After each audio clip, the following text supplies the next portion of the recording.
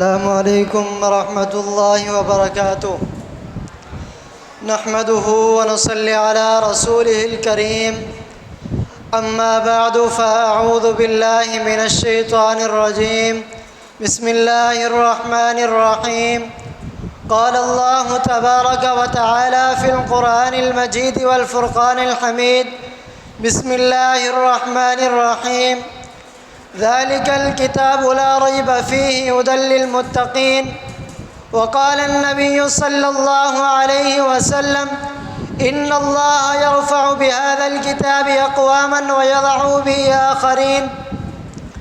میرے محترم و مکرم اساتذہ کرام اور ہم مکتب ساتھیوں، آج میں آپ کے سامنے جس عنوان پر گفتگو کرنا چاہتا ہوں وہ ہے قرآن ہدایت کا ذریعہ۔ اللہ رب العالمین سے دعا ہے کہ اللہ رب العالمین مجھے حق اور سچ بیان کرنے، پھر ہم سب کو اس پر عمل کرنے کی توفیق عطا فرمائے، آمین۔ سامعین محترم، اللہ رب العالمین نے ہر امت کے اندر ایک نبی اور رسول کو مبعوث فرمایا تاکہ وہ امت ہدایت اور کامیاب ہو جائے اور جنت کی مستحق ہو جائے۔ اللہ رب العالمین نے ہر نبی کو کوئی نہ کوئی کتاب عطا فرمائی ہوئی تھی، جو شخص اس کتاب پر عمل کرتا وہ کامیاب اور جنت کا مستحق ہو جاتا۔ مثال کے طور پر اللہ رب العالمین نے حضرت عیسیٰ علیہ السلام کو انجیل عطا فرمائی، جو شخص اس انجیل پر عمل کرتا وہ کامیاب ہو جاتا، اس کو ایک مقام حاصل ہوتا۔ جو شخص اس انجیل کو چھوڑ دیتا وہ دنیا میں بھی ذلیل اور آخرت میں بھی ذلیل و رسوا ہوں گے۔ بالکل اسی طرح اللہ رب العالمین نے حضرت محمد مصطفیٰ صلی اللہ علیہ وسلم کا مبعوث فرمایا، ساتھ میں ایک کتاب عطا فرمائی جس کا نام قرآن مجید ہے۔ اب جو بندہ اس قرآن مجید پر عمل کرتا ہے وہ کامیاب ہے، جو نہیں کرتا وہ ذلیل و رسوا ہے۔ یعنی یہ قرآن ہمارے لیے، ہم سب کے لیے ہدایت کا ذریعہ بن کے آیا ہے۔ قرآن نے ہمیں بتایا کہ صحابہ کا، اولیاء کا، اتقیاء کا، صالحین کا کیا تعارف ہے، ان کا کیا مقام ہے، یہ سب ہمیں قرآن مجید نے بتایا۔ اسی لیے تو اللہ رب العالمین نے قرآن مجید میں ارشاد فرمایا ذالک الکتاب لا ریب فیہ، اس کتاب میں کوئی شک نہیں ہے، ھدی للمتقین، یہ متقین لوگوں کے لیے ہدایت ہے۔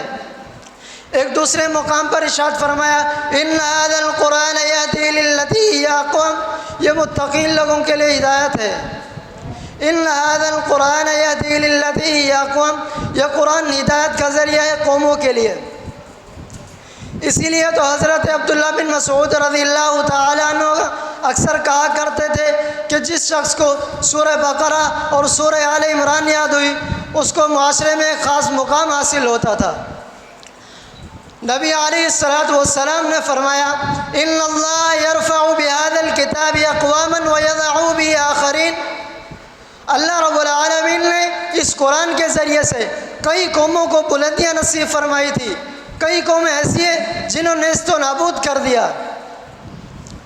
یعنی کہ جو بندہ اس قرآن پر عمل کرے گا وہ کامیاب ہے، جو نہیں کرے گا وہ ذلیل و رسوا ہے۔ صحابہ کرام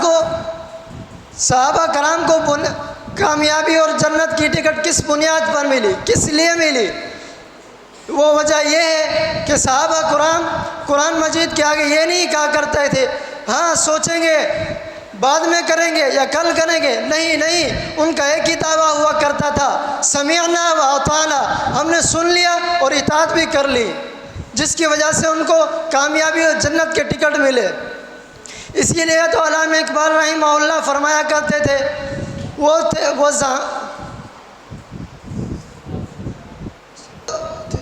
قرآن ہو کر وہ معزز تھے زمانے میں عامل قرآن ہو کر، ہم